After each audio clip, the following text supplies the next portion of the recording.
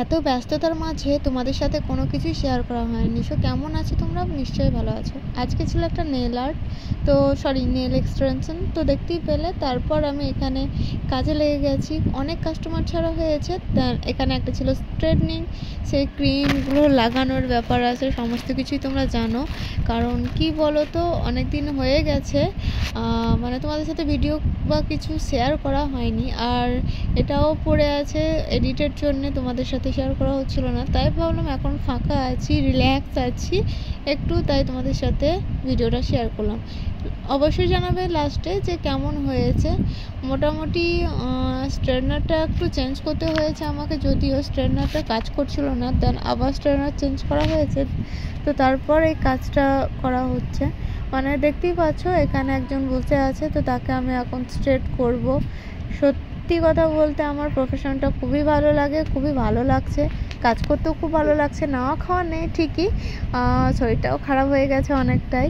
কারণ এই রুম নিয়ে, পার্লার ওপেনিং করা নিয়ে সমস্ত কিছু দায়িত্বটা আমিই ছিলাম, কারণ আমি সামলাছিলাম পুরো দায়িত্বটা। আজকে প্রায় 2.5-3 মাস ধরে রুমটার পিছনে খাটাখাটনি করতে করতে খাওয়া নেওয়া সবই ভুলে গেছিলাম।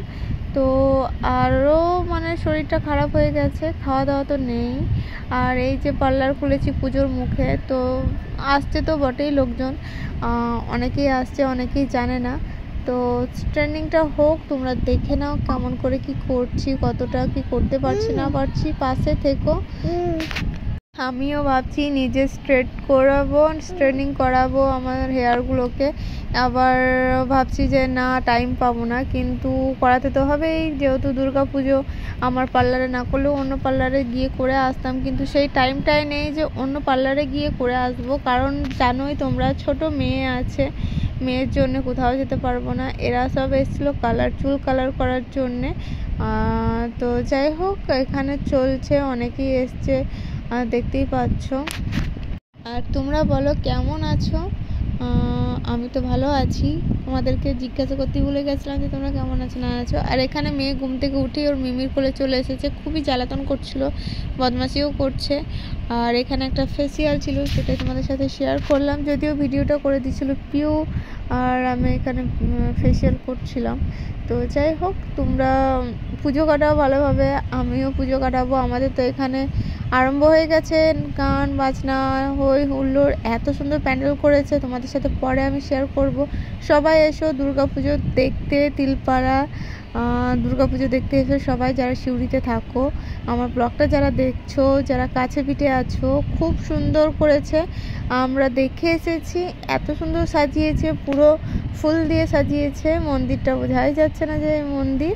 আমার তো খুবই ভালো লেগেছে, শুধু আমার না, সবারই ভালো লাগবে, এত সুন্দর করেছে এবছর। ঠাকুরটাও খুব সুন্দর, আর ঠাকুর সুন্দরই হয়, ঠাকুর কখনো খারাপ বলতে কেউ পারে না। কিন্তু অনেক অনেক মানুষ আছে যারা নেতিবাচক চিন্তা ভাবনাগুলো করে।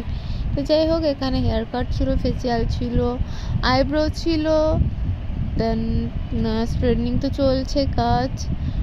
আমার শরীরটাও চলছিল না, মানে ভালো লাগছে না, অনেকক্ষণ হয়ে গেছে, আর টাইম লাগে জানোই তোমরা।